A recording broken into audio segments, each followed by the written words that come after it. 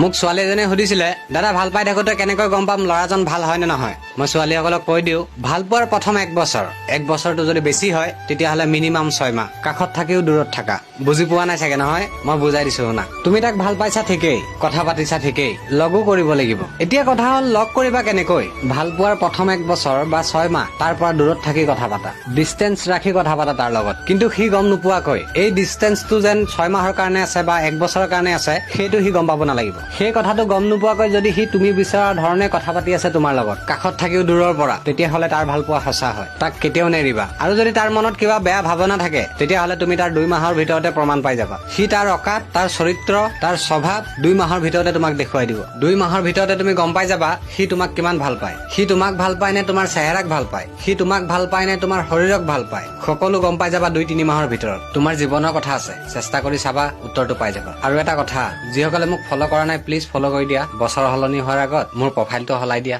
ধন্যবাদ।